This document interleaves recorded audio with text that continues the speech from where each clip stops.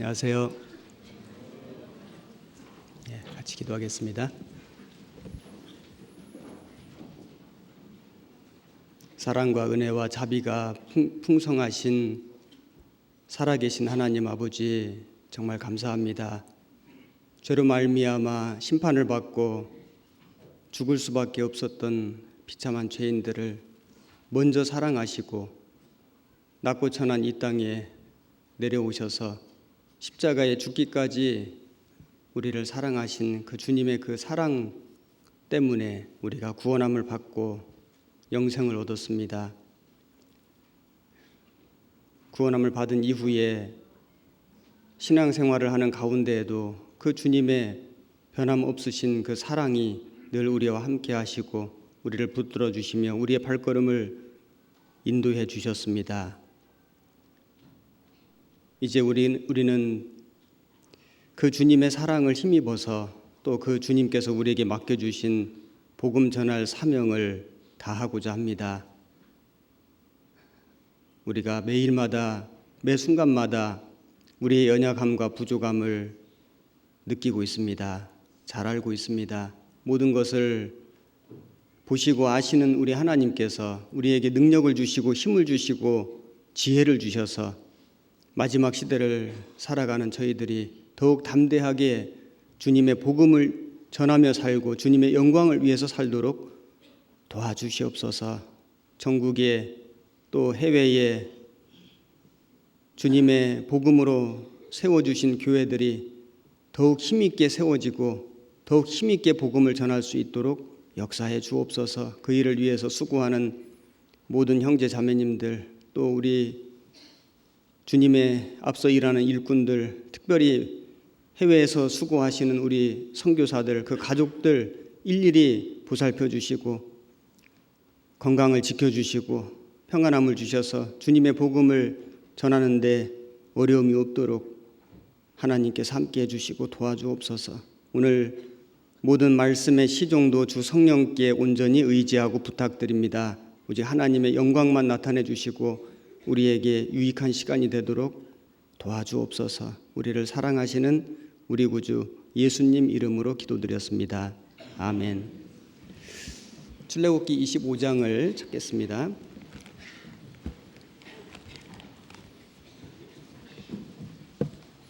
페이지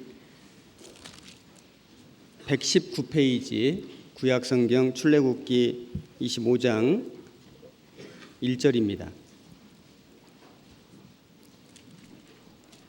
1절부터 제가 몇 절 읽겠습니다. 여호와께서 모세에게 일러 가라사대 이스라엘 자손에게 명하여 내게 예물을 가져오라 하고 무릇 즐거운 마음으로 내는 자에게서 내게 드리는 것을 너희는 받을지니라. 너희가 그들에게서 받을 예물은 이러하니 금과 은과 놋과 청색 자색 홍색 실과 가는 배실과 염소털과 붉은 물들인 수양의 가죽과 해달의 가죽과 조각목과 등류와 관유에 드는 향품과 분향할 향을 만들 향품과 호마노며 에봇과 흉패에 물릴 보석이니라. 내가 그들 중에 거할 성소를 그들을 시켜 나를 위하여 짓되 무릇 내가 네게 보이는 대로 장막의 식양과 그 기구의 식양을 따라 지을지니라. 9절까지 함께 읽었습니다. 이번 주에 이 요한 목사님께서는 일본에 선교 중이십니다. 일본 선교와 일본의 모든 교회들을 위해서 기도해 주시고, 그리고 전국의 우리 교회들, 그리고 특별히 해외에 있는 우리 교회들 활발하게 아주 힘있게 복음 전하고 있는데 늘 관심 가져주시고 기도로 함께 해주시면 감사하겠습니다. 5월달은 가정의 달인데 특별히 가족의 소중함을 더 많이 생각해보고 그 사랑을 실천하는 그런 시간들이 되셨으면 좋겠습니다. 오늘은 뿌리 깊은 시띠나무 이런 제목으로 함께 말씀을 좀 상고해 보려고 합니다. 금방 그 성막을 만드는 하나님의 명령에 대해서 말씀을 읽었는데, 성막을 만들 때 여러 재료들이 사용이 되었는데 그 중에 한 재료가 조각목입니다. 조각목이라는 것은 시띠나무를 말하는 것입니다. 그런데 이 조각목, 이 시띠나무는 참 볼품없고 굉장히 초라한 나무입니다. 가지가 뒤틀려 있고 가시가 있는 것도 있고 없는 것도 있고, 그리고 아주 단단한 그런 나무입니다. 그런데 이 하나님의 성막을 만드는 일에 하필이면 그런 그 참 볼품없고 초라한 나무를 하나님은 사용하라고 말씀하셨을까? 우선은 그 사막 황무지에서 찾아볼 수 있는 나무는 이 조각목밖에 없습니다. 이 조각목은 어떻게 그런 사막, 거의 비가 오지 않는 그런 황무지에서 살아남을 수 있었을까?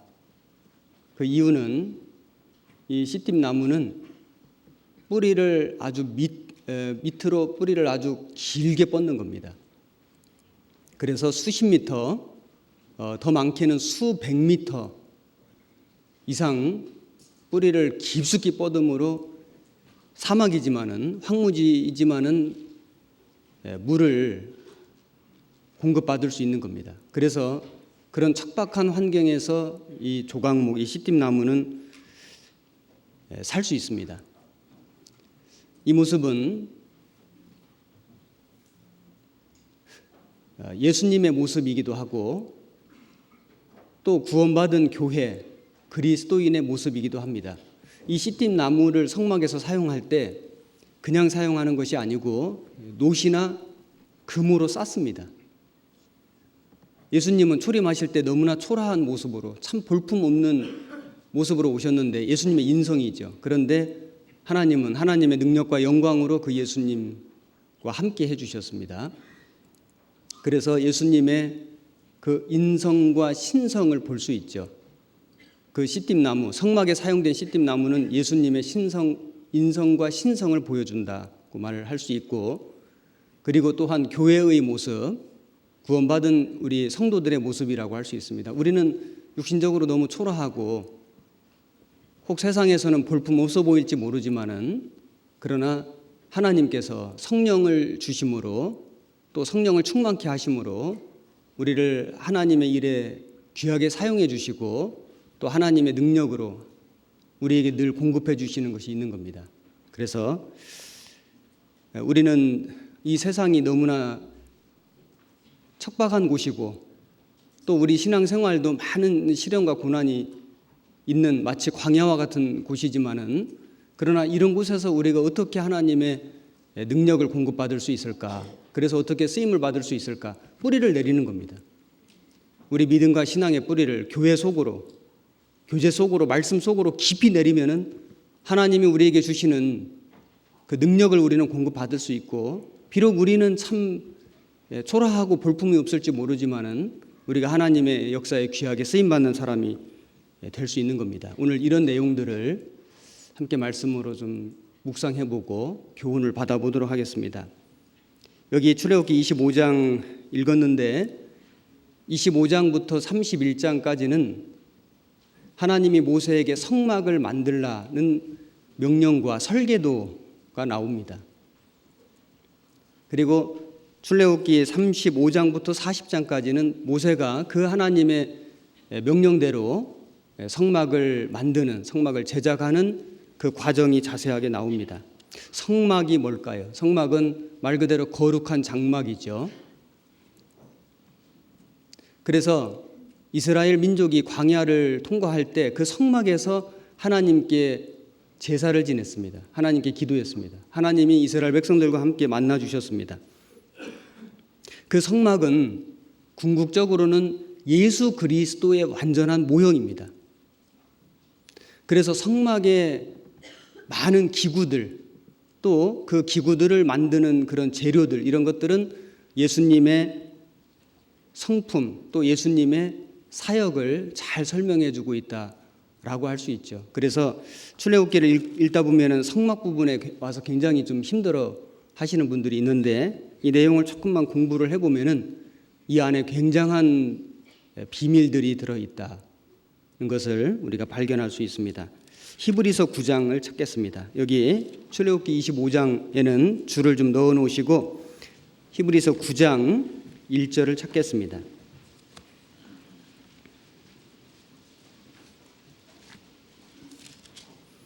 신약성경 361페이지입니다. 1절 첫 언약에도 섬기는 예법과 세상에 속한 성소가 있더라.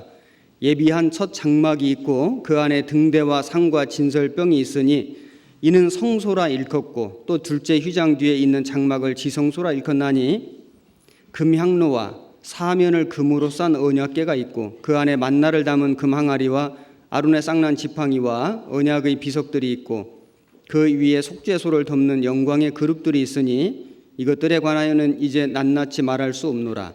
이 모든 것을 이같이 예비하였으니 제사장들이 항상 첫 장막에 들어가 섬기는 예를 행하고 오직 둘째 장막은 대제사장이 홀로 1년 1차씩 들어가되 피 없이는 아니하나니 이 피는 자기와 백성의 허물을 위하여 드리는 것이라.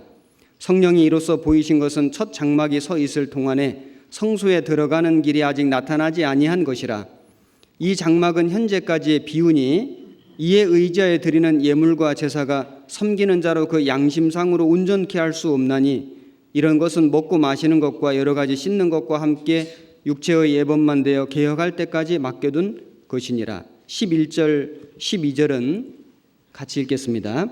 그리스도께서 장래 좋은 일의 대제사장으로 오사 손으로 짓지 아니한 곧 이 창조에 속하지 아니한 더 크고 온전한 장막으로 말미암아 염소와 송아지의 피로 아니하고 오직 자기 피로 영원한 속죄를 이루사 단번에 성소에 들어가셨느니라. 이 성막은 이 그림을 보시면은 쉽게 이해하실 수 있는데 아마 여러 번 보셨을 겁니다. 우리 전도 집회할 때마다 그 율법 설명하면서도 성막 얘기하고 예수님 그 복음 말씀할 때도 성막이 많이 나옵니다. 성막은 그 뜰이 있는데 뜰에는 번제단하고 물두멍이 있었죠. 그리고 성소와 지성소가 있었는데 성소에는 진설병 상이 있고 떡상이죠. 등대가 있고 분향단, 향을 피우는 분향단이 있었습니다. 그리고 성소와 지성소 사이에 아주 두꺼운 커튼, 휘장이 있고 대제사장이 1년에 한 번씩 짐승 피 가지고 휘장 통과해서 지성소 들어간 겁니다. 지성소 들어가면은 언약궤, 법궤가 있고 그 위에 속죄소가 있습니다. 그래서 속죄소 위에 피를 뿌려 가지고 이스라엘 백성들의 죄를 용서받는 대속죄일 제사를 드렸죠. 그런데 이것은 하나의 그림자고 모형이고 이 성막에서 드린 그 제사법은 예수님을 약속한 겁니다. 예수님을 설명한 겁니다. 예수님의 완전한 모형이죠. 그래서 예수님은 이제 염소와 송아지의 피로 아니하고 오직 자기 피로 영원한 속죄를 드리사 단번에 성소에 들어가셨느니라. 인류를 구원하는 일을 완성하신 겁니다.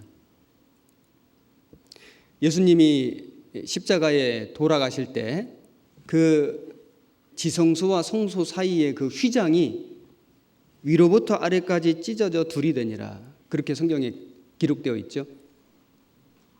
그래서 그 짐승의 그 피 그리고 찢어진 그 휘장 그것은 다 예수님을 설명하는 겁니다. 예수님이 십자가에서 피를 흘리실 때 이제 휘장이 완전히 찢어진 거예요. 하늘에서부터 땅으로 하나님 편에서 휘장을 찢어서 열어주신 겁니다. 이제는 누구든지 예수님 피를 의지하면은 언제든지 들어갈 수 있는 길이 열린 거죠. 새롭고 산 길이요. 히브리서 10장 19절입니다. 19절 그러므로 형제들아 우리가 예수의 피를 힘입어 성소에 들어갈 담력을 얻었나니 그 길은 우리를 위하여 휘장 가운데로 열어놓으신 새롭고 산 길이요 휘장은 곧 저의 육체니라. 그래서 휘장이 찢어짐으로 길이 열린 것처럼 예수님이 십자가에서 죽으심으로 하나님께로 나아가는 길이 열린 겁니다. 내가 곧 길이요 진리요 생명이니 나로 말미암지 않고는 아버지께로 올 자가 없느니라. 새롭고 산 길이 열렸습니다. 이스라엘 백성들이 광야를 통과할 때는 성막이 있었는데 솔로몬이 성전을 지었죠. 그 솔로몬이 바벨론에 의해서 다 무너지고 스룹바벨이 포로 귀환해서 제2성전 지었습니다. 예수님 시대에 헤롯 왕이 유대인 환심 살려고 그 성전을 엄청나게 크게 증축해 주었죠. 46년 동안 지었습니다. 예수님이 그 성전을 보시고 뭐라고 말씀하셨냐면은 이 성전을 헐라 내가 사흘 동안에 다시 일으키리라. 그런데 그 말씀은 눈에 보이는 그 건물 성전 말씀하신 것이 아니고 자기 육체를 가리켜 말씀하신 것이라. 예수님이 성전이시거든요. 성전은 예수님 모형입니다. 예수님의 그림자, 예수님 약속하신 거거든요. 그래서 성전 대신 예수님 오신 겁니다.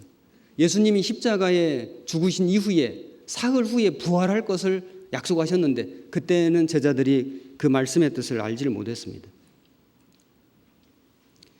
그런데 지금은 성전이 어디 있을까요? 예수님이 죽으시고 부활하시고 승천하신 이후에 성령이 오셨고 그 성령의 역사로 말미암아 한 사람 한 사람 구원함을 받고 구원받은 사람들이 모인 곳이 교회지요.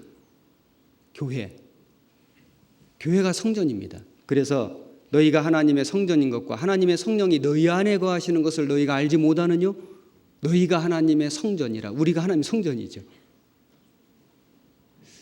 그래서 이 성막이 다 완성이 된 후에 하나님의 여호와의 영광이 성막에 가득하고 구름 기둥 불기둥이 이스라엘을 인도하기 시작했습니다. 출애굽기 40장을 찾겠습니다. 출애굽기 40장 17절 145페이지입니다. 구약성경 40장 17절 제2년 정월 곧 그달 초 1일에 성막을 세우니라. 성막이 완성됐죠. 34절 그 후에 구름이 회막에 덮이고 여호와의 영광이 성막에 충만하매 모세가 회막에 들어갈 수 없었으니 이는 구름이 회막 위에 덮이고 여호와의 영광이 성막에 충만함이었으며 구름이 성막 위에서 떠오를 때에는 이스라엘 자손이 그 모든 행하는 길에 앞으로 발행하였고 구름이 떠오르지 않을 때에는 떠오르는 날까지 발행하지 아니하였으며 낮에는 여호와의 구름이 성막 위에 있고 밤에는 불이 그 구름 가운데 있음을 이스라엘의 온 족속이 그 모든 행하는 길에서 친히 보았더라. 성막이 완성되니까 하나님의 영광이 성막에 가득했고 그리고 불기둥 구름 기둥이 이스라엘을 인도하기 시작했습니다. 지금도 성령께서 불기둥 구름 기둥처럼 이스라엘을 인도하신 것처럼 교회 가운데 계시고 교회를 인도하고 계시죠. 이 교회가 우리가 지금 있는 이 교회가 이 주님의 몸된 교회가 사람의 힘으로 움직여가는 것이 아니라 주님의 능력으로 인도해 가신다. 이것을 알 때 참 너무 감사하죠. 정말 이건 너무 감동적이고 너무 감격적인 겁니다. 주님이 교회 가운데 계시고 교회를 이끌어 가신다. 이거 틀림없는 사실입니다. 그래서 그 성막의 그 기구 중에 중요한 기구들이 재료가 조각목입니다. 씨띠나무입니다. 그런데 씨띠나무 그대로 사용된 것은 아니고 그 씨띠나무에다가 노옷을 입히거나 또는 금을 입히거나 이렇게 덧입혀가지고 성막의 기구로 만들었습니다. 그 모습을 보면은 그것은 말씀드린 것처럼 예수님의 모형도 되고 그리고 구원받은 그리스도인의 모형도 됩니다. 예수님이 초림하실 때 조각목 씨띠나무처럼 초라한 모습으로 볼품없는 모습으로 오셨는데 거기에 노옷을 입히고 또는 정금을 입히고 그래서 하나님의 영광으로 하나님의 그 신성으로 함께 역사하신 겁니다. 출애굽기 27장을 찾겠습니다. 몇 가지를 좀 보겠습니다. 출애굽기 27장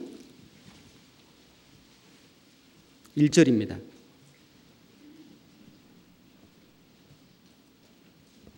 123페이지 1절. 너는 조각목으로 장이 5규빗 광이 5규빗의 단을 만들되 네모 반듯하게 하며 고는 3규빗으로 하고 그 네 모퉁이 위에 뿔을 만들되 그 뿔이 그것에 연하게 하고 그 단을 노수로 쌀지며. 6절입니다. 또 그 단을 위하여 채를 만들되 조각목으로 만들고 노수로 쌀지며. 자, 여기 보면 번제단이 나오는데, 번제단은 그 뜰에 있었죠. 짐승을 죽여서 불태워서 하나님께 제사 드리는 곳입니다. 번제단. 그 번제단을 만드는데 조각목으로, 시띠나무입니다. 조각목으로 만드는데, 그런데 거기에다가 노수로 쌀지며. 번제단에 드려진 제물은 물론 예수님을 의미하죠. 그 번제단 밑에 피를 뿌렸거든요. 예수님 피가 흘려졌습니다. 그런데 놋이 뭐냐면, 놋은 심판, 그리고 능력, 승리, 이런 것을 의미하는 겁니다. 예수님은 초라한 모습으로 오셨는데, 그런데 우리 모든 사람의 죄를 대신해서 심판을 받으셨죠. 심판을 받으셨는데 죽으시고 끝난 것이 아니고, 그 예수님은 부활하셔가지고 죽음의 권세를 이기시고 승리하신 겁니다. 예수님에게는 그런 능력이 있었죠. 그래서 이 번제단을 만든 그 재료가 조각목, 시띠나무하고 놋이었습니다. 이 조각목이라고 우리말 성경에는 되어 있는데, 영어 성경에는 아카시아라고 되어 있고, 또 어떤 영어 성경에는 시띠나무라고 되어 있습니다. 이 시띠이라고 하는 그 히브리어는 그 아카시아 나무 복수형인데, 사실 우리나라에 있는 아카시아하고는 좀 품종이 다른 아카시아입니다. 그래서 이 나무가 한 3m에서 한 6m 정도 자란다고 합니다. 저도 시나이 반도라든지 사막 같은 데를 이렇게 지나갈 때 이 사막에 있는, 황무지에 있는 나무는 시띠나무밖에 없거든요. 이런 나무들이 이렇게 무리 지어 있기도 하고 듬성듬성 또는 한 그루씩 이렇게 있기도 합니다. 그렇게 아름다운 나무 아닙니다. 아주 볼품없는 나무입니다. 왜냐하면 사막에 황무지에 있는 나무가 뭐가 그렇게 아름답겠습니까? 아주 메마른 땅에서 자랐기 때문에, 그래서 이 가지가 이렇게 뒤틀려 있습니다. 옹이가 많이 있습니다. 그리고 굉장히 단단합니다. 사실 건축 자재로 쓰기에는 매우 부적합한 그런 나무입니다. 우리말 성경에는 조각목이라고 되어 있는데, 이 예술가들이 조각하는 나무, 이런 의미의 조각이 아닙니다. 그런 한자가 아니거든요. 그런데 중국어 성경에서 옮기다 보니까 조각목이라고 옮겨진 겁니다. 그래서 이것은 시띠나무, 그래서 신명기에도 시띠나무로 언약궤를 만들었다. 시띠나무가 맞습니다. 이 놋은 금보다도 더 강합니다. 그래서 1085도에서 녹습니다. 그러니까 조각목 자체는 불타버릴 수도 있는데, 번제단 위에서 재물을 불태웠잖아요. 그런데 놋으로 쌌기 때문에 절대로 녹는 법이 없는 겁니다. 예수님은 우리 대신에 심판을 받으셨지만은, 그러나 그 몸이 다시 부활하시고, 썩지 않으시고 다시 부활하시고, 그리고 죽음을 이기시고 승천하신 겁니다. 그 예수님의 인성과 신성을 잘 보여준다라고 말씀드릴 수 있죠. 그리고 출애굽기 26장을 보겠습니다. 15절.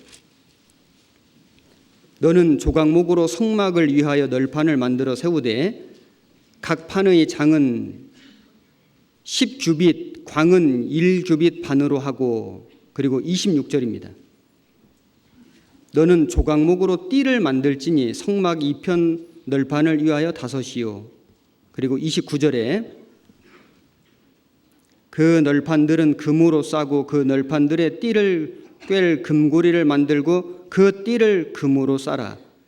여기 보면은 이 널판이 나오는데, 널판이 뭐냐면은 성막을 만들려면은 성막 덮개를 이렇게 덮기 전에 골격을 세워야 되잖아요. 골격, 기둥 같은 것들을 이렇게 쭉 세우고 이 골격을 만들어 뼈대를 만들어야 되는데, 그 뼈대가 시띠 나무인 겁니다. 조각목으로 그 골격 뼈대를 세운 겁니다.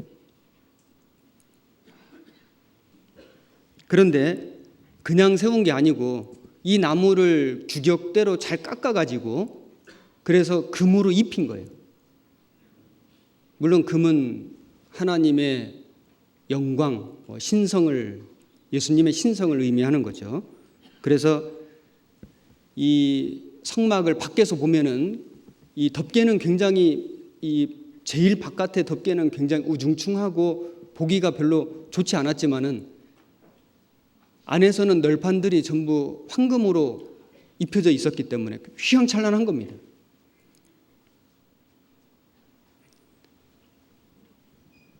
물론 이것은 예수님의 모습이기도 하고 구원받은 성도의 모습이기도 하고 교회 모습이기도 하죠. 왜냐하면 널판은 하나만 갖고 골격을 만들 수 있는 것이 아니고 많은 널판들이 서로 띠로 묶여져 있었던 겁니다. 널판들을 서로 이렇게 이어주는 역할이 띠였거든요. 그 띠도 정금으로 입힌 겁니다. 이것은 우리 교회의 모습을 잘 보여준다고 할 수 있죠.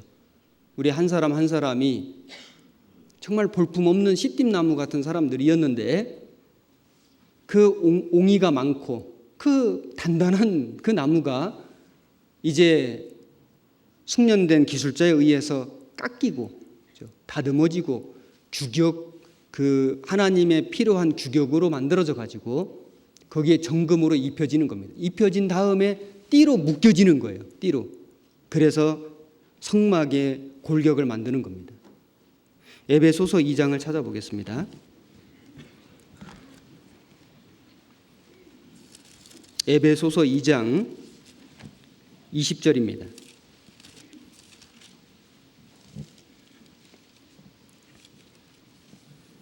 신약성경 311페이지 20절,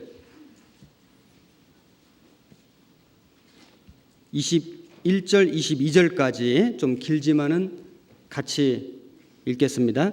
너희는 사도들과 선지자들의 터 위에 세우심을 입은 자라. 그리스도 예수께서 친히 모퉁이 돌이 되셨느니라. 그의 안에서 건물마다 서로 연결하여 주 안에서 성전이 되어가고 너희도 성령 안에서 하나님의 거하실 초소가 되기 위하여 예수 안에서 함께 지어져 가느니라. 여기 너희는 구원받은 그리스도인 교회죠. 그래서 예수님이 모퉁이 돌이 기초돌이 되시고 그리고 우리는 건물마다 서로 연결하여 성전이 되어가고 함께 지어져 가느니라.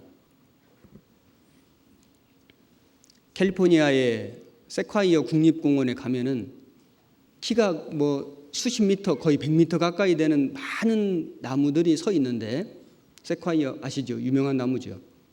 아주 직선으로 하늘을 향해서 올라가는 나무입니다. 그런데 이런 나무들은 사실 바람이나 강풍이 불면 위험하잖아요. 키가 크니까 넘어질 수도 있잖아요. 그런데 아무리 강풍이 와도 넘어지지 않는 이유가 있는데, 이유가 뭐냐면은 그 나무들이 굉장히 깊은 뿌리를 갖고 있다는 겁니다. 그리고 그 깊은 뿌리만 갖고 있는 게 아니고 그 뿌리들이 서로 연결돼 가지고 눈에 보이지 않지만은 연결되어서 서로 아주 밀접하게 얽혀져 있다는 겁니다. 그래서 아무리 강풍이 불어와도 비록 좀 이렇게 흔들릴 수는 있어도, 가지는 좀 부러질 수 있어도 뿌리가 뽑히는 일은 없다는 겁니다. 교회가 그런 모습이라고 생각이 됩니다. 우리 교회는 한 사람 한 사람이 정말 주님을 향해서 이렇게 오직 하나님을 향해서 주님 영광을 위해서 우리가 살아가고 있지 않습니까? 한 사람 한 사람은 좀 약할지 모르지만 보이지 않는 믿음의 뿌리, 신앙의 뿌리가 서로 얽혀져 있다는 것, 연결되어 있다는 것, 이것이 우리가 견고하게 세워져 있는 비결이라고 생각이 됩니다. 그리고 또 출애굽기 30장을 찾겠습니다. 출애굽기 30장 1절, 조각목으로 만들어진 기구들을 보고 있습니다. 30장 1절, 128페이지입니다. 너는 분향할 단을 만들지니 곧 조각목으로 만들되 장이 1규빗, 광이 1규빗으로 네모 반듯하게 하고 고는 2규빗으로 하며 그 뿔을 그것과 연하게 하고 단 상면과 전후 좌우면과 뿔을 정금으로 싸고 주위에 금테를 둘을 찌며, 그리고 5절, 그 채를 조각목으로 만들고 금으로 싸고 됐습니다. 자, 여기 분향단이거든요. 향을 피우는 곳이요. 그럼 향이 위로 올라가죠. 물론 이것은 십자가 위에서 우리를 대신해서 죽어주신 예수님께서 우리를 위해서 하나님께 중보 기도해 주시는 그 모습을 나타낸다고 할 수 있습니다. 예수님은 지금도 부활 승천하셔서 하늘 보좌 우편에서 우리를 위해서 간구하시고 중보 기도해 주시는 분이시죠. 이 분향단도 만들어진 건 조각목이거든요. 재료는 조각목인데 그런데 금으로 쌌습니다. 예수님의 인성과 그리고 예수님의 신성을 보여준다고 할 수 있습니다. 이 성막 안에는 단이 2개거든요. 조금 전에 말씀드린 것처럼 뜰에 있는 번제단에서는 짐승을 죽여가지고 불태워서 번제드리는 곳입니다. 그 번제단은 노소로 쌌거든요. 노소는 심판, 능력, 승리 이런 것을 의미하고, 그리고 이제 여기 분향단은 정금으로 쌌습니다. 그래서 먼저는 번제단을 통과해서 그 다음에 우리를 위해서 간구해 주시는 거예요. 예수님은 십자가에 죽으신 이후에 우리를 위해서 간구해 주시는 분이죠.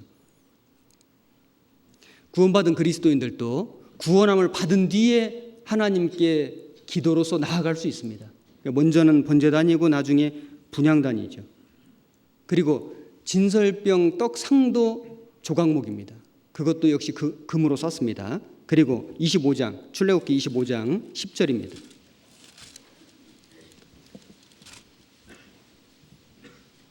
(120페이지) 10절, 그들은 조각목으로 궤를 짓되 장이 2규빗 반, 광이 1규빗 반, 고가 1규빗 반이 되게 하고 너는 정금으로 그것을 싸되 그 안팎을 싸고 윗가로 돌아가며 금테를 두르고 금고리 넷을 부어 만들어 그 네 발에 달되 이 편에 2고리요 저편에 2고리며 조각목으로 채를 만들고 금으로 싸고, 여기 이제 증거궤, 언약궤가 나오는데 성막에서 아주 중요한 기구죠. 지성소 안에 있는 이 언약궤 속에는 3가지 물건이 있었는데 10계명을 기록한 2돌판하고, 이것은 이제 죽음을 의미하죠. 그리고 그 만나를 담은 그 항아리, 만나는 양식이죠. 광야 생활 중에 양식이었습니다. 그리고 아론의 쌍난 지팡이는 그 부활이죠.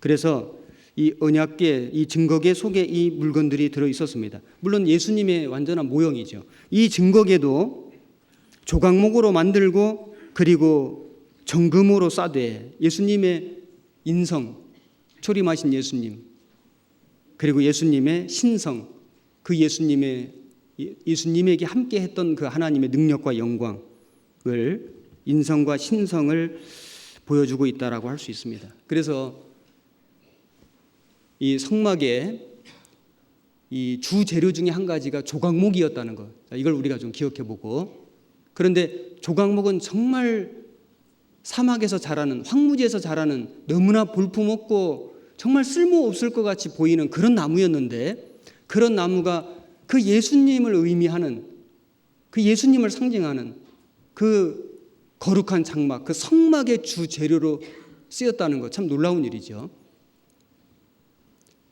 그런데 그냥 쓰인 건 아니고 반드시 노소로 쌌든지 정금으로 쌌다는 겁니다.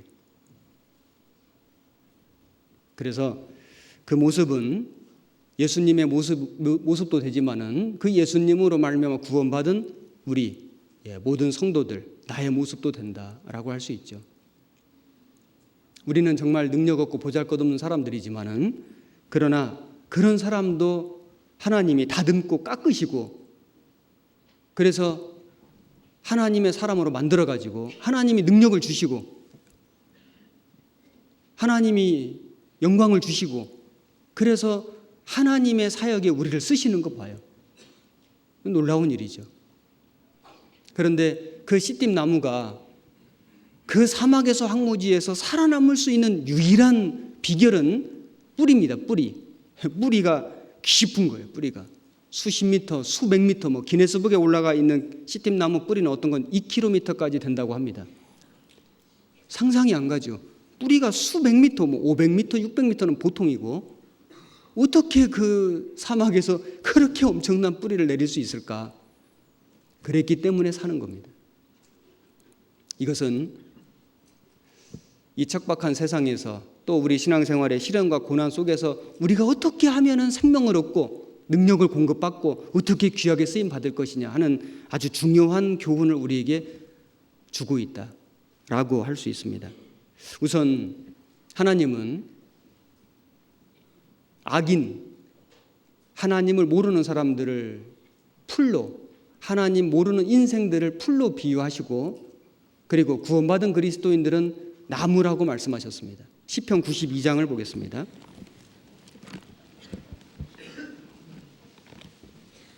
시편 92장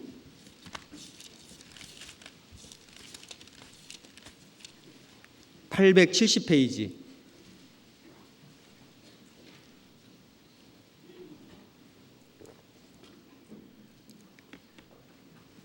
92장 7절입니다. 악인은 풀같이 생장하고 죄악을 행하는 자는 다 흥왕할지라도 영원히 멸망하리이다. 그리고 12절 의인은 종려나무같이 번성하며 레바논의 백향목같이 발육하리로다. 여호와의 집에 심겼으며 우리 하나님의 궁정에서 흥왕하리로다. 늙어도 결실하며 진액이 풍족하고 빛이 청청하여 여호와의 정직하심을 나타내리로다. 여호와는 나의 바위시라 그에게는 불의가 없도다.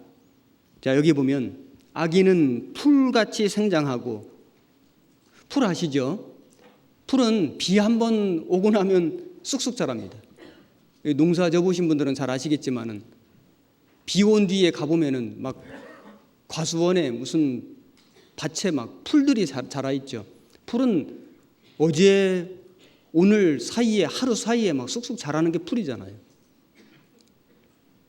세상 사람들은, 구원받지 않은 사람들은, 하나님을 모르는 사람들은 마치 풀과 같은 겁니다. 그래서 언뜻 보면은 잘 되는 것처럼 보입니다. 금방 뭐가 되는 것처럼 보이는 거예요. 좋은 일이 막 생기고요. 그런데 풀같이 생장하는데 죄악을 행하는 자는 다 흥왕할지라도 영원히 멸망하리이다. 그 사람들은 하나님이 심판하실 때 반드시 멸망시킨다고 하나님 말씀하신 겁니다. 농부가 낫을 들고 가가지고 풀 다 베버리잖아요. 아니면 제초제 막 뿌려가지고 막 다 죽여버리잖아요. 풀은 잠깐 보면 잘 되는 것처럼 보이는데 멸망이 있는 겁니다. 세상 사람들은 풀같이 생장한다고 말씀했습니다. 그런데 구원받은 그리스도인들은 풀이 아니거든요. 나무인 겁니다. 의인은 종려나무같이 번성하며 백향목같이 발육하리로다. 성경에 그리스도인들을 나무로 말씀하신 내용들이 많이 나오는데 여기에는 종려나무, 백향목이라고 말씀했습니다. 나무는 씨 뿌려도 금방 안 나오죠. 묘목 심어도 어제 오늘 가도 그 모습이 그대로입니다. 1년이 지나고 2년이 지나고 한 3년 지나야 조금씩 열매 맺거든요. 나무마다 또 다릅니다. 어떤 나무는 5년, 10년, 어떤 건 50년 뭐 100년 넘어야지 열매 맺는 나무도 있습니다. 아주 천천히 성장하죠. 눈에 잘 안 보입니다. 그래서 어떤 때는 좀 답답하기도 하죠. 그런데 반드시 열매를 맺도록 되어 있는 겁니다. 그것도 아주 좋은 열매. 이 종려나무는 한 30m까지 키가 자란다고 합니다. 그리고 아주 단 열매를 맺힙니다. 뿌리가 100m, 200m까지 내려간대요. 뿌리가 굉장히 깊죠. 그래서 이스라엘에 가면은 이 종려나무들을 볼 수 있습니다. 그리고 잎사귀가 무성하기 때문에 그늘을 만들어주죠. 나그네에게 쉼을 줍니다. 상록수입니다. 예수님이 예루살렘 성에 입성하실 때 그 군중들이 종려나무 가지를 가지고 흔들면서 호산나 이렇게 외쳤죠.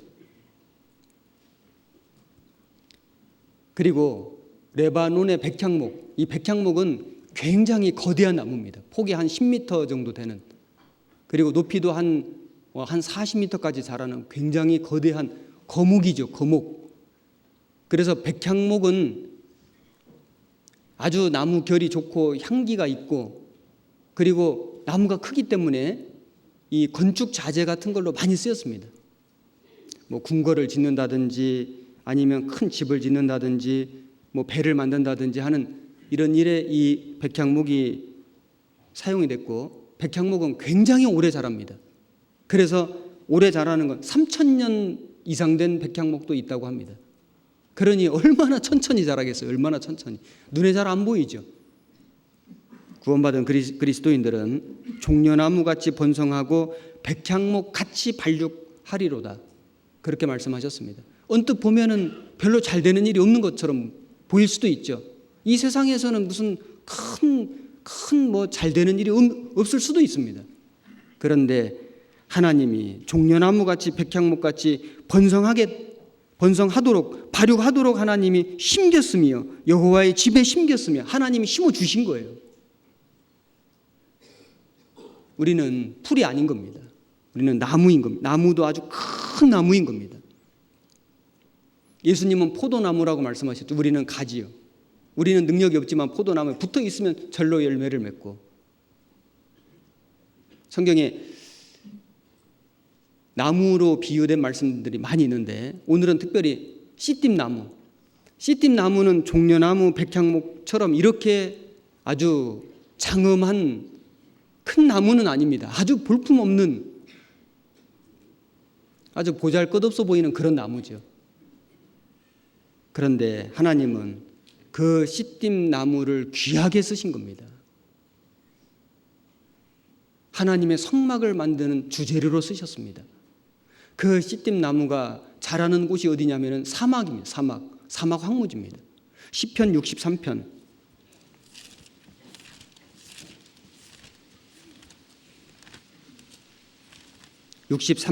1절 845페이지.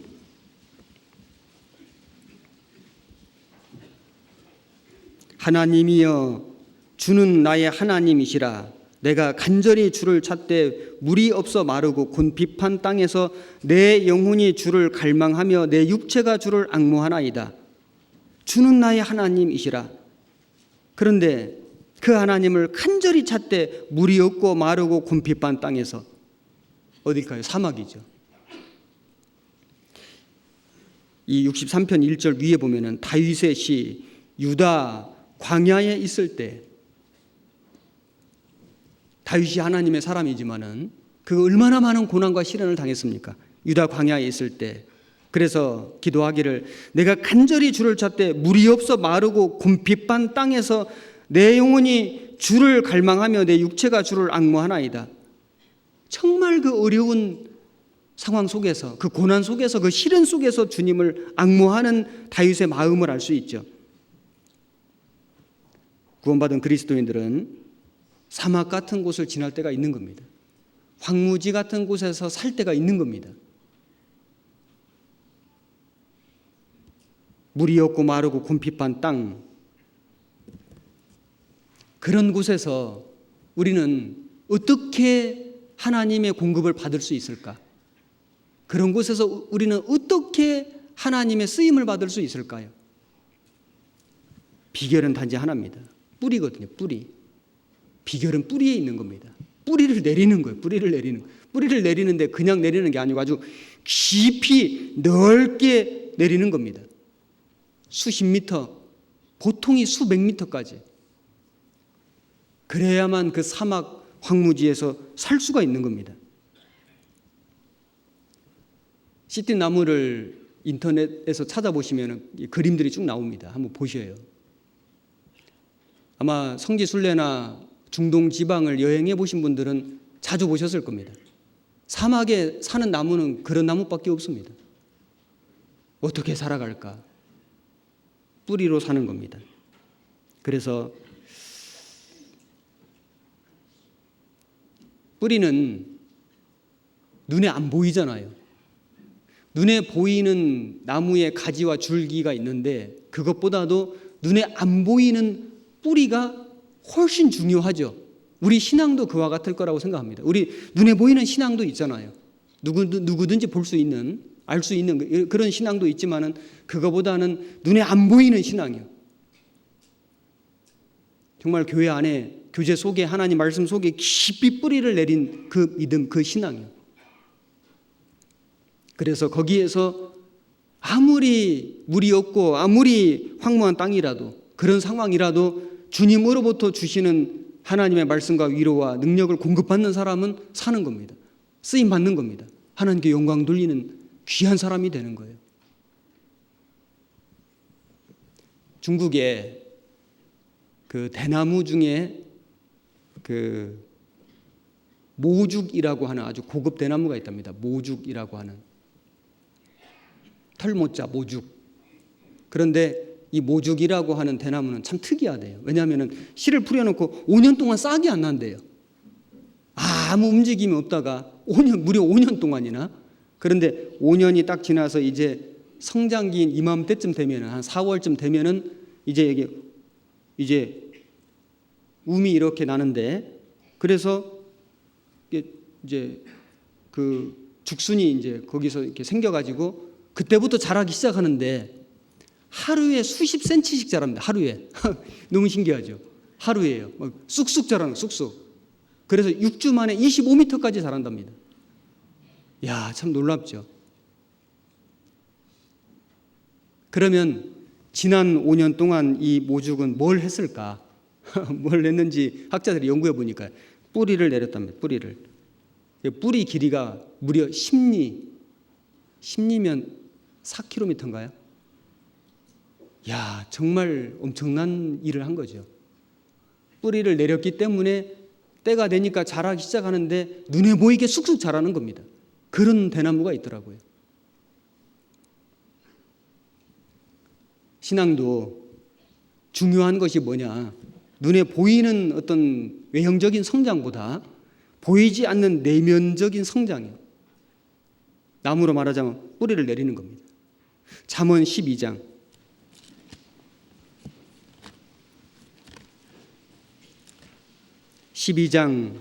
3절 922페이지입니다. 한 절만 같이 읽겠습니다. 사람이 악으로 굳게 서지 못하나니 의인의 뿌리는 움직이지 아니하느니라. 의인의 뿌리는 움직이지 아니하느니라. 하나님은 어떤 신앙을 원하실까? 움직이지 않는 신앙이요. 요동하지 않는 신앙, 견고한 신앙. 그러기 위해서는 뿌리를 잘 내려야 될 겁니다. 아주 깊이 넓이요. 12장 12절 같이 읽겠습니다. 악인은 불의의 일을 탐하나 의인은 그 뿌리로 말미암아 결실하느니라. 의인은 그 뿌리로 말미암아 결실하느니라. 그 나무의 결실 비결이 뿌리에 있는 겁니다. 뿌리가 상하면, 뿌리 죽으면 식물 금방 말라 죽거든요. 우리 신앙은 뿌리가 중요한 겁니다. 악인은 뿌리가 없습니다.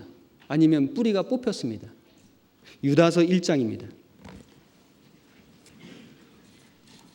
유다서 1장 12절 397페이지 1장 12절 저희는 기탄 없이 너희와 함께 먹으니 너희 애찬의 암초요 자기 몸만 기르는 목자요 바람에 불려가는 물 없는 구름이요 죽고 또 죽어 뿌리까지 뽑힌 열매 없는 가을 나무요. 여기 뽑혔는데 뿌리까지 뽑힌 열매 없는 가을 나무요. 뿌리가 뽑혀 있으니까 열매가 없죠. 뿌리가 없다 그 말은 생명이 없는 겁니다. 주님하고 연결이 안 되어 있는 거죠. 그것이 악인의 모습인 겁니다. 구원받은 사람은 그렇지 않죠. 뿌리를 주님께로 뻗친 겁니다. 깊이 내린 거예요. 주님과 연결되어 있습니다. 생명이 연결되어 있고 그 양분을 주님이 주시는 그 자양분을 계속 뿌리를 통해서 공급받는 사람이 구원받은 그리스도인들이죠. 아프리카에 콩고 사람이 미국에 출장을 갔는데 호텔에 묵어보니까 수도 꼭지 트니까 물이 나오는 거예요. 너무 신기한 겁니다. 자기들은 수도 꼭지가 없거든요. 야, 이 수도 꼭지만 좀 빼가면은 우리 동네 사람들 아주 물 원하는 대로 매일 줄 수 있겠구나. 너무 막 가슴이 막 벅차가지고 철물점에 가서 렌치를 사다가 수도 꼭지를 잘라가지고 가방 속에 몰래 넣어가지고 이제 콩고에 온 겁니다. 아주 동네 사람들 다 모았습니다. 여러분 놀라지 마십시오. 이거 틀면 물 나옵니다. 틀었는데 아무것도 안 나오는 거예요. 물이 나올 수가 없죠.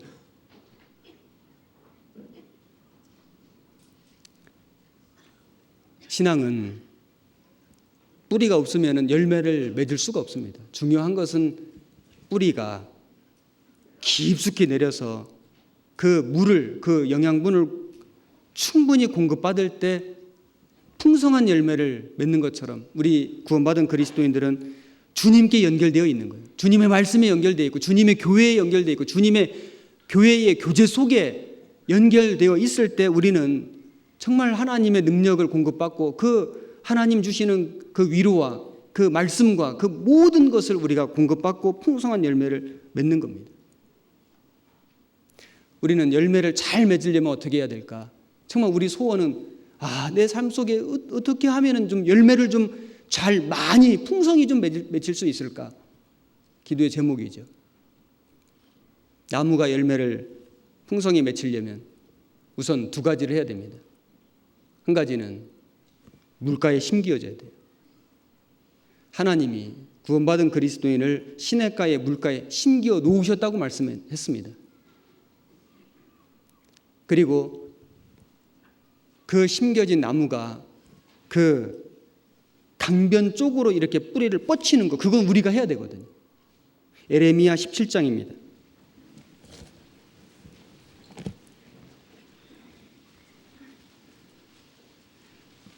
에레미야 17장 7절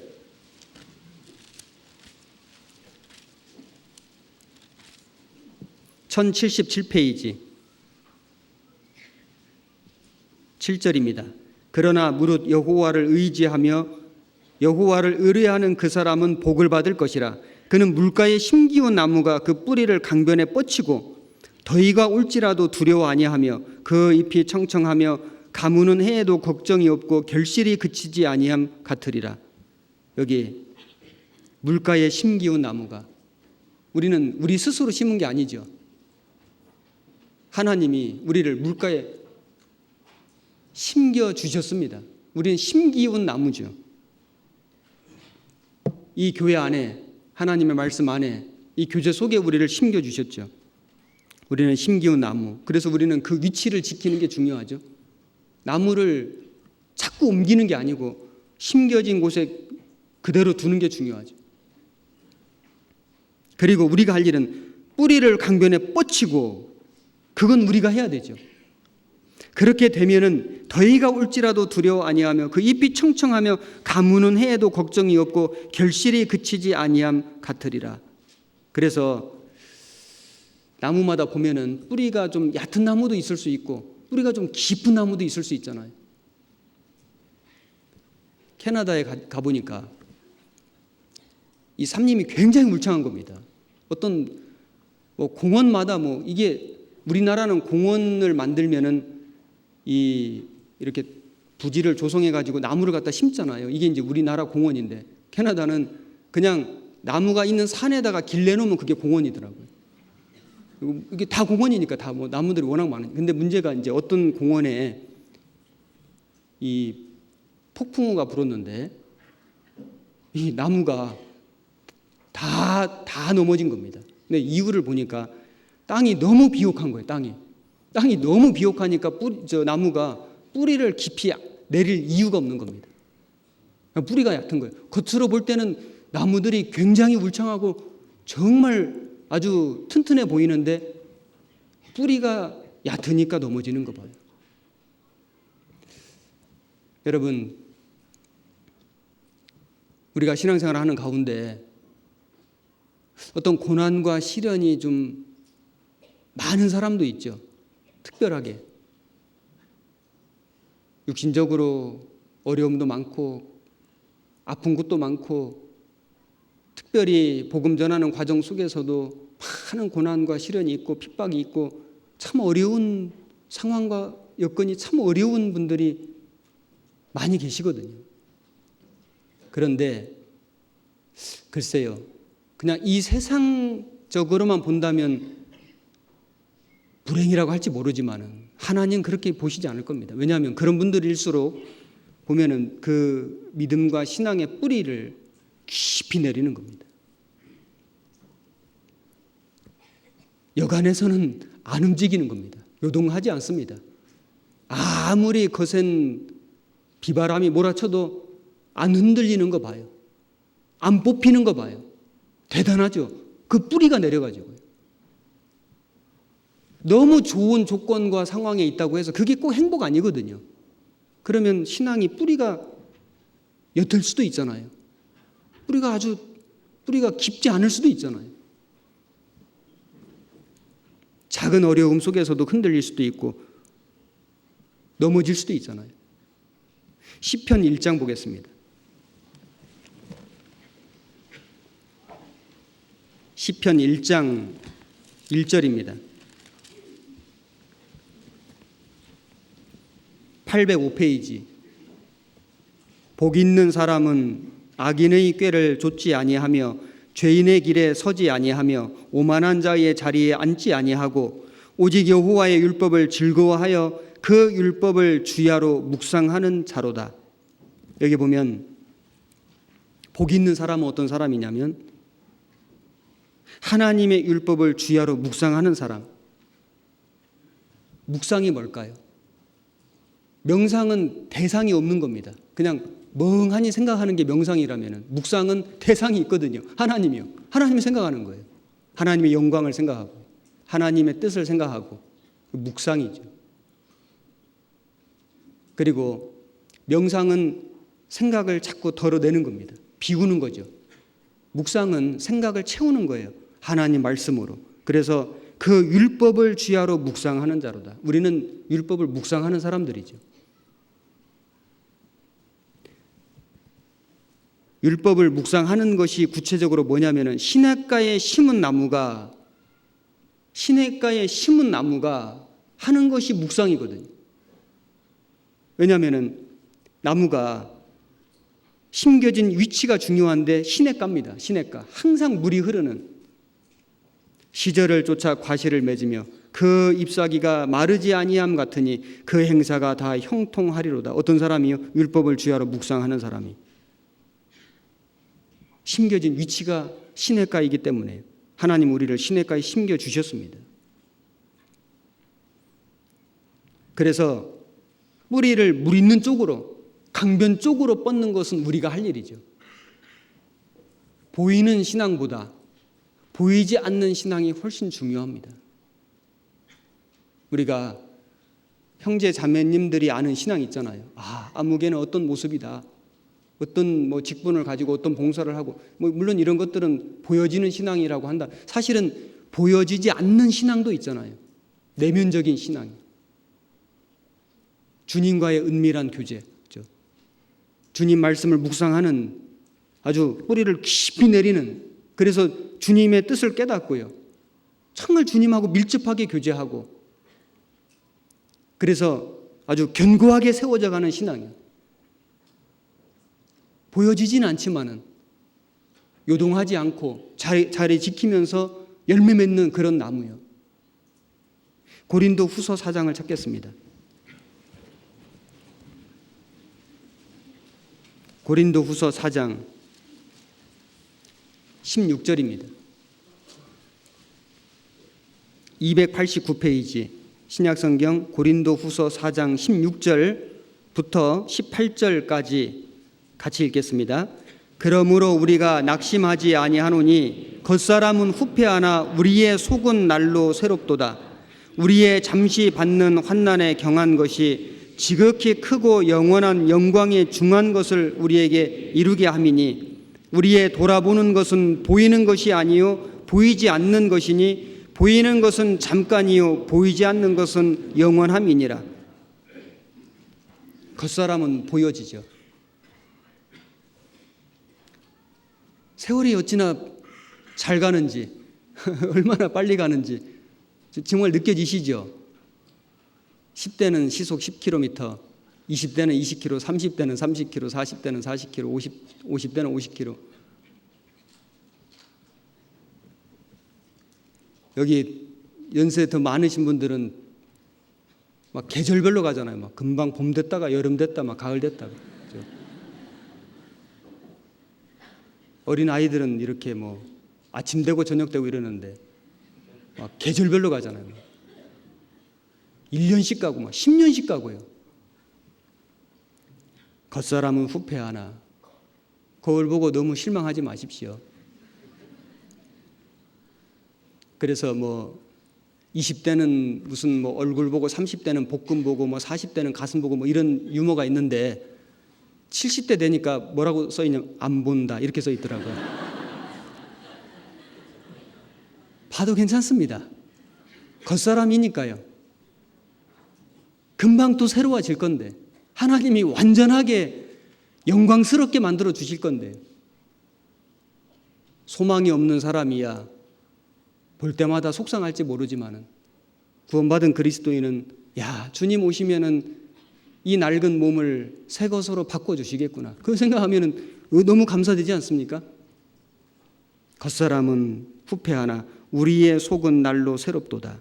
우리의 잠시 받는 환난에 경한 것이 지극히 크고 영원한 영광에 중한 것을 우리에게 이루게 함이니 우리는 무엇을 돌아봐야 될까요? 우리의 돌아보는 것은 보이는 것이 아니요 보이지 않는 것이니 보이는 것은 잠깐이요 보이지 않는 것은 영원함이니라.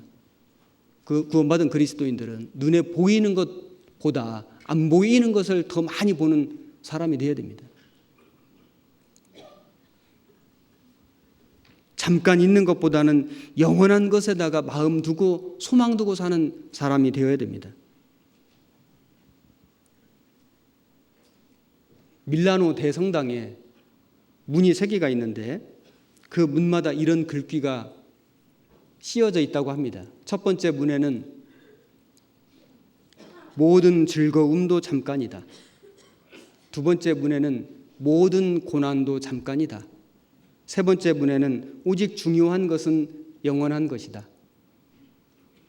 여러분, 즐거운 게 있죠? 잠깐입니다. 고난도 있죠? 잠깐입니다.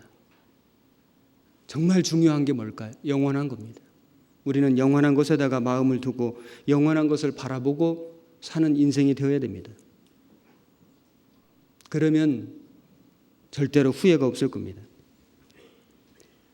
영원한 것, 변하지 않는 것, 쇠하지 않는 것, 영광스러운 것, 우리 하나님의 나라, 하나님이 우리에게 약속하신 상급, 영원한 거죠. 우리도 그 하나님의 영원한 영광을 약속받은 사람처럼 이 땅에 사는 동안에 변함없는 믿음과 신앙을 갖고 사는 사람, 나무로 말하자면 상록수요, 늘 푸른 나무, 그런 모습으로 살면 좋겠습니다. 그러기 위해서 우리가 할 일은 뿌리요, 뿌리를 깊고 넓게 박는 겁니다. 골로새서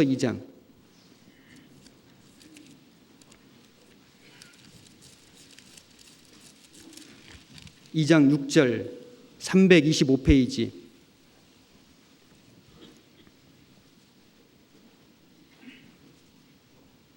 6절 7절 같이 읽겠습니다.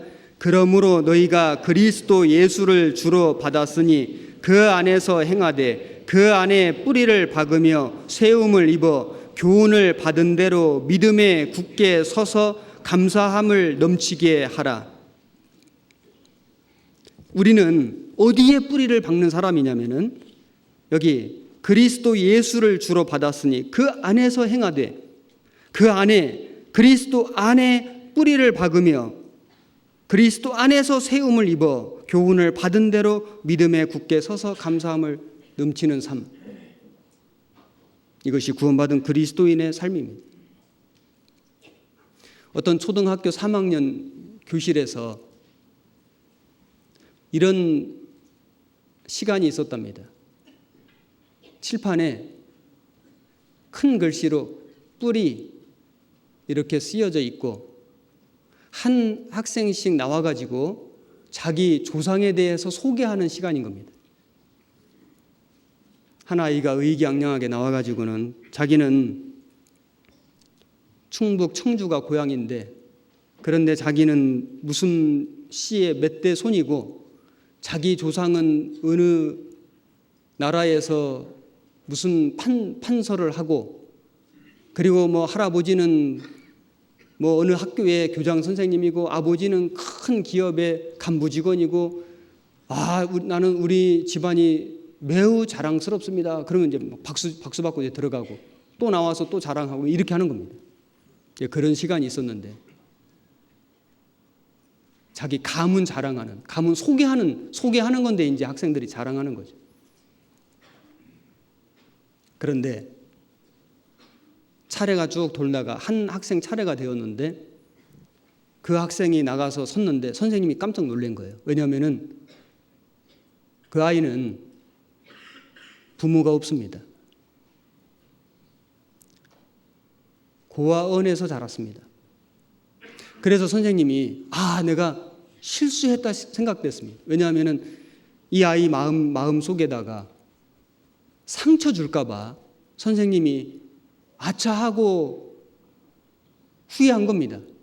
그래서 어떻게 돌아오게 할까 했는데 벌써 이 아이가 말을 시작하는 겁니다. 그래서 선생님이 너무나 가슴이 조마조마한 마음으로 듣게 되었는데 이 아이가 이렇게 말했습니다. 우리 아버지는 하나님이십니다. 우리 아버지는 자손들이 많습니다. 그래서 나는 하나도 외롭지 않습니다. 우리 집안에는 훌륭한 분들이 너무 많습니다. 나는 그래서 너무 행복합니다. 나는 우리 아버지를 사랑합니다. 얘기를 하는데 이 선생님이 눈물이 쏟아지는 겁니다.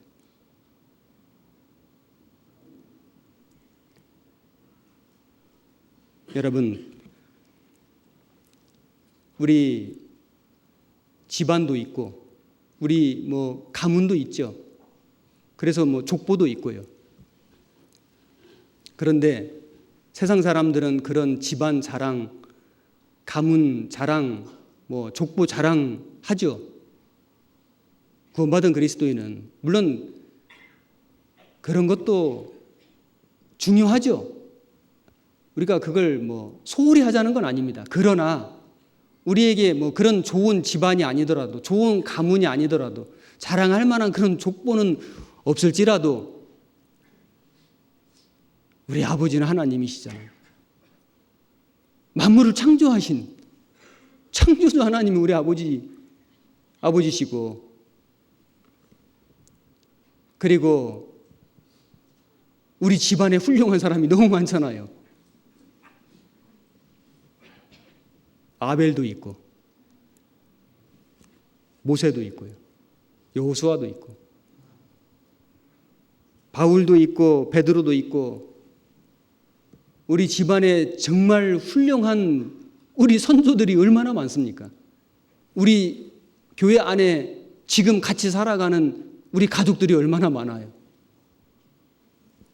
세상에 어떤 유명한 집안, 어떤 유명한 족보를 가진 사람들보다도 우리는 사실 정말 대단한 집안이고 대단한 족보를 가진 겁니다.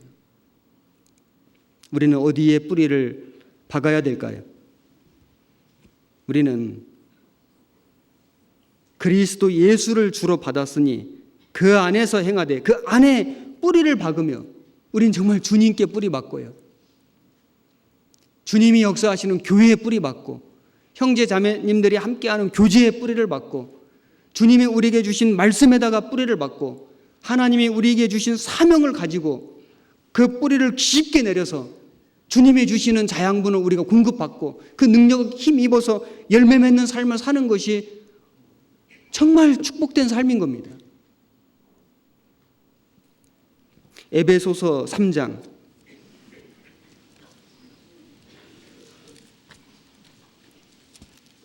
3장 17절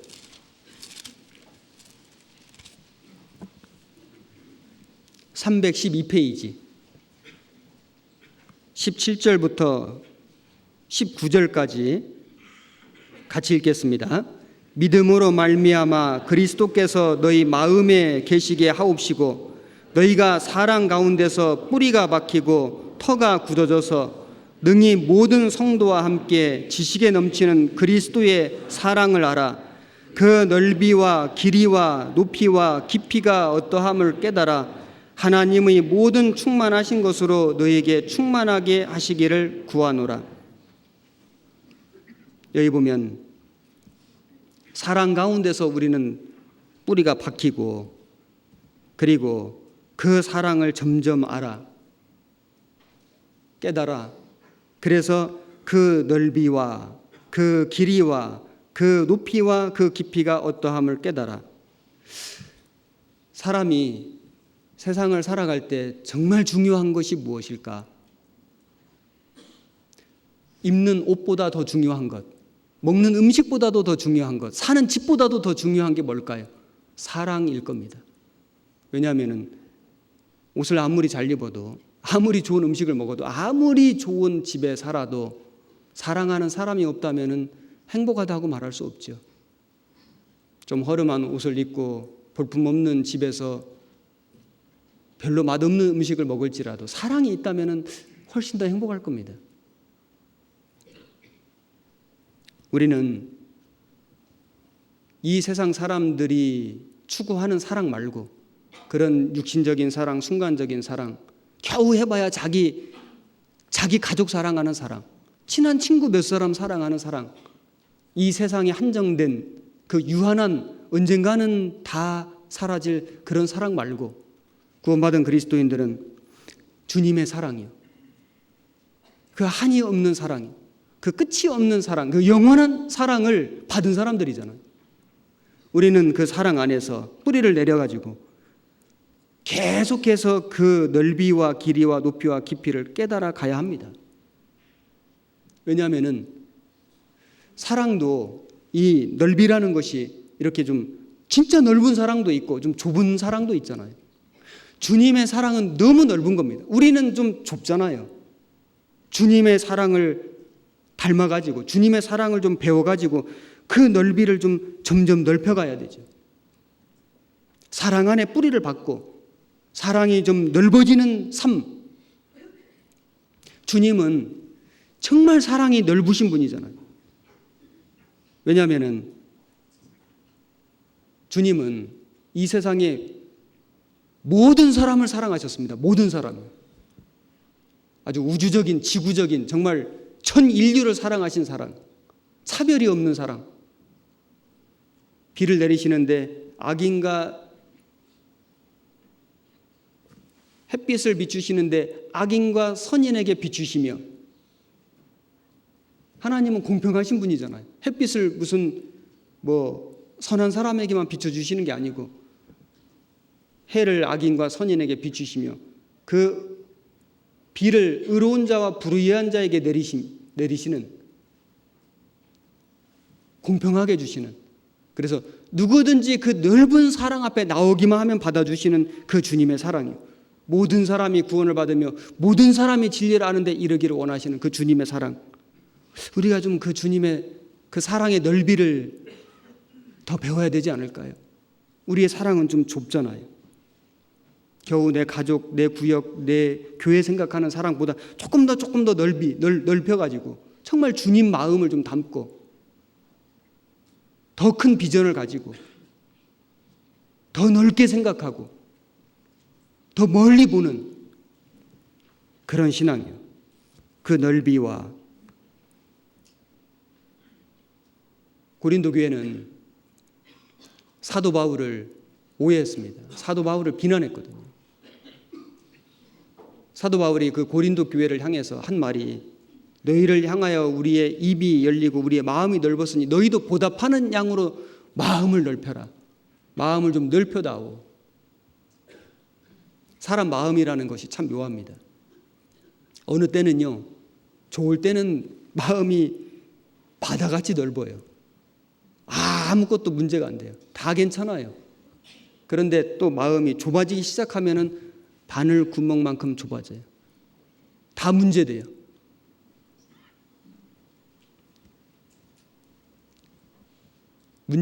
진짜 문제는 상황과 환경이 아니고 내 마음이거든요.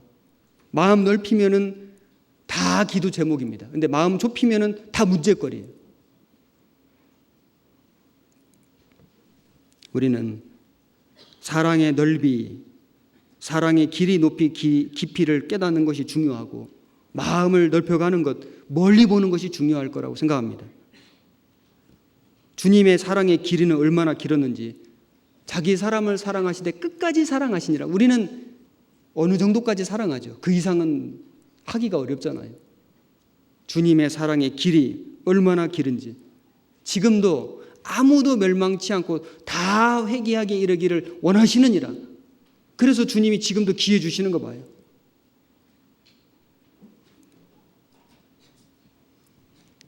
우리는 주님의 그 사랑의 길이를 좀 배워야 됩니다. 그래서 좀 더 오래 참는, 좀 끝까지 견디는 그런 그 인내, 믿음의 선진들이 인내한 것처럼 우리도 길이 참고 인내하는 것들을 배워야 되죠. 노아가 얼마나 오랫동안 방주지였습니까? 아브라함이 25년 동안 약속 기다려서 이삭을 낳았잖아요. 요셉은 17살에 종으로 팔려가서 13년 만에 총리 됐습니다. 야곱은 외삼촌 라반 집 가서 20년 고생했습니다. 20년. 모세는 미디안 광야에서 40년 연단받았습니다. 욥은 얼마나 오랫동안 고난받았습니까? 그들은 다 인내로 승리한 사람들이죠. 그 사랑의 길이와 우리는 길이를 배워야 됩니다. 높이와, 정말 주님의 사랑은 너무 높죠. 가장 높으신 곳에서 가장 낮은 곳으로 내려오신 그 주님의 사랑의 높이, 이 세상의 어떤 어머니의 사랑보다도 더 크고 높은 사랑이 주님의 사랑일 겁니다. 우리는 그 주님의 사랑의 높이를 배우고 또 그 사랑의 깊이가 어떠함을 깨달아 얼마나 우리를 많이 사랑하시는지, 얼마나 우리를 세심하게 돌보시는지, 머리카락도 세시고 눈동자처럼 지키시는 그 주님의 사랑의 깊이를 우리도 배워가는 게 필요할 겁니다. 잠언 25장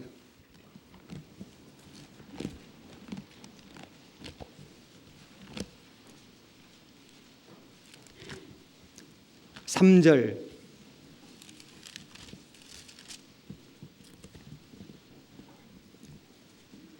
938페이지입니다. 25장 3절 한 절만 같이 읽겠습니다. 하늘의 높음과 땅의 깊음 같이 왕의 마음은 헤아릴 수 없느니라. 하늘의 높음과 땅의 깊음 같이 왕의 마음은 헤아릴 수 없느니라. 자식도 아무리 생각해도 부모 마음을 다 헤아릴 수가 없거든요. 헤아릴 수가 없습니다. 우리가 아무리 생각해도 주님이 나를 향하신 그 생각을 다 알 수 있을까요? 주님이 나를 향하신 그 사랑을 다 알 수 없을 겁니다. 그래서 우리는 주님이 우리를 그렇게 넓게 사랑하시고, 그렇게 길게 사랑하시고, 그렇게 높게 사랑하시고, 그렇게 깊게 사랑하시는 것처럼 그 사랑을 우리도 알아가는, 깨달아가는, 배워가는 그런 신앙이 되어야 됩니다. 사랑의 뿌리를 받고 계속해서 성장해가는 신앙, 열매 맺는 신앙이에요. 우리는 예수님을 정말 깊이 생각할 필요가 있다라고 생각이 됩니다. 히브리서 3장, 히브리서 3장 1절,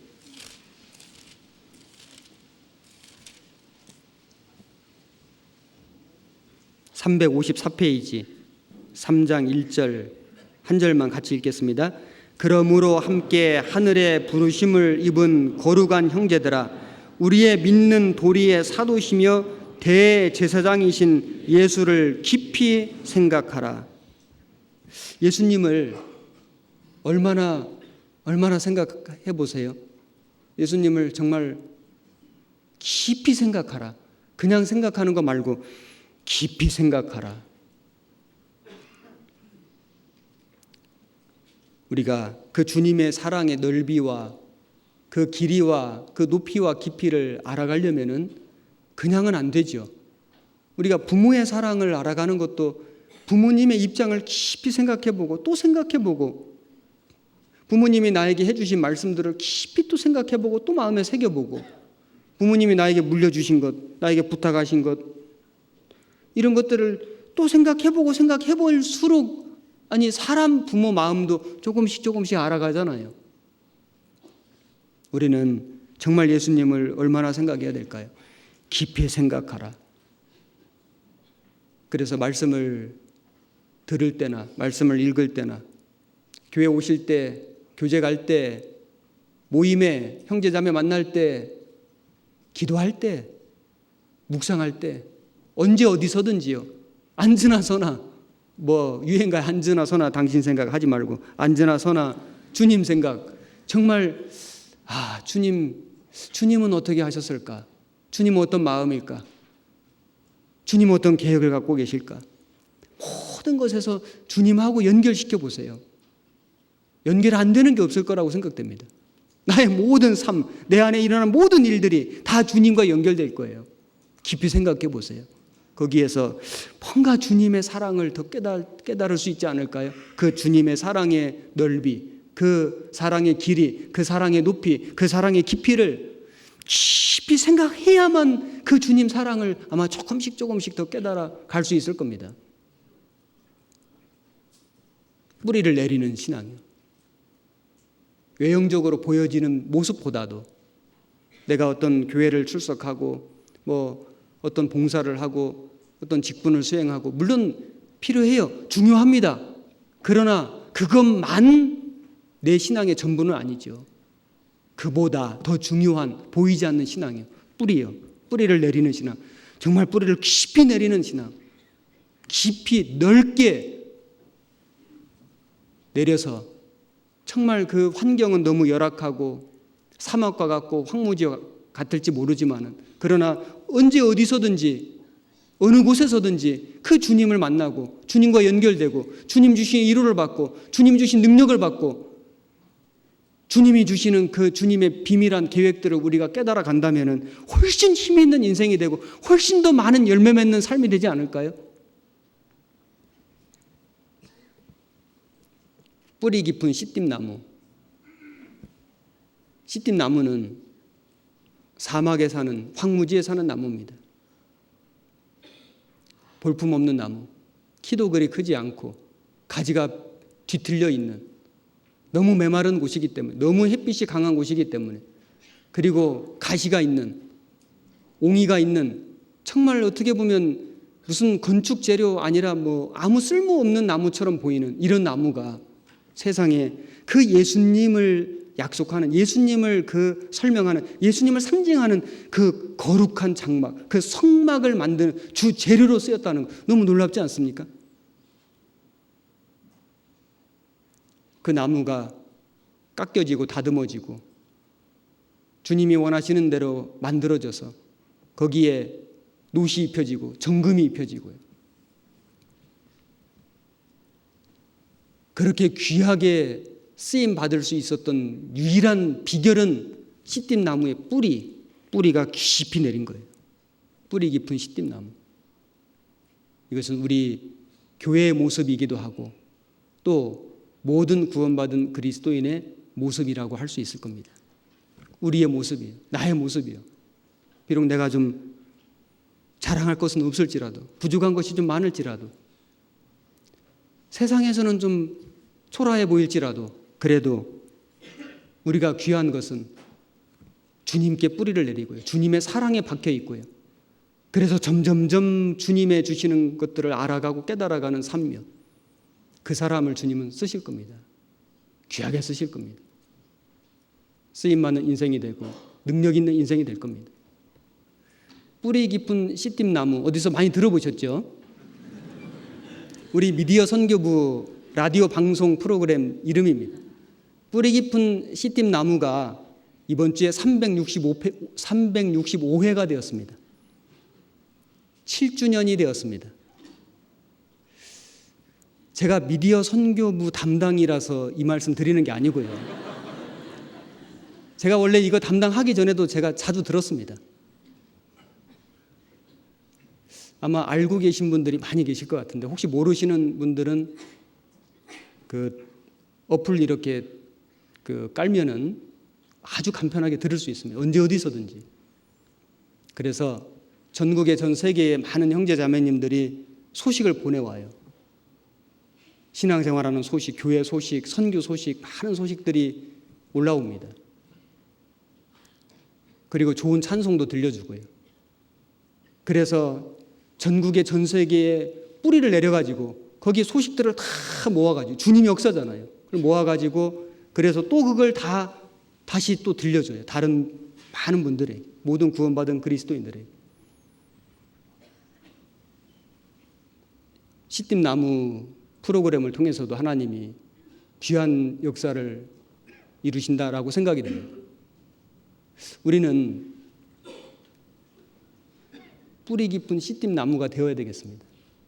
그래서 비록 내 육신의 삶은 좀 초라하고 보잘것없을지라도 하나님께 쓰임받는 귀한 인생, 그런 아주 하나님이 사용하시는 그런 삶으로 우리의 삶이 열매 맺는 삶이 되었으면 좋겠습니다. 같이 기도하겠습니다.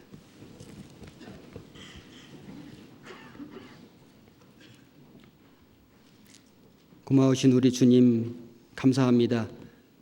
우리를 하나님의 자녀로 불러주시고 또 하나님의 몸된 교회 안에 거하게 하시고 하나님 말씀으로 우리를 먹이시며 입히시며 인도해 주시는 주님, 정말 감사합니다. 우리가 어떻게 이렇게 귀한 복음을 알고 또 하나님의 거룩한 교회를 알고 우리가 주님의 사랑을 알게 되었는지요, 생각할 때마다 하나님께 영광을 돌립니다. 마지막 시대를 살아가는 저희들, 우리가 어떤 삶을 살아야 할지를 깨우쳐 주시고 더욱 간절하게 해주시고, 잠깐 있다 없어지는 세상의 것이 아니라 영원한 주님의 영광과 복음을 위해서 더욱 힘있게 살아가도록 도와주옵소서. 우리 믿음과 신앙의 뿌리를 주님의 사랑 안에, 교회 안에, 말씀 안에 더욱 깊이 내릴 수 있도록, 넓게 내릴 수 있도록 하나님 도와주시고, 그로 말미암아 주님이 주시는 많은 것을 공급받고 많은 풍성한 열매 맺는 우리 삶이 되게 도와주옵소서.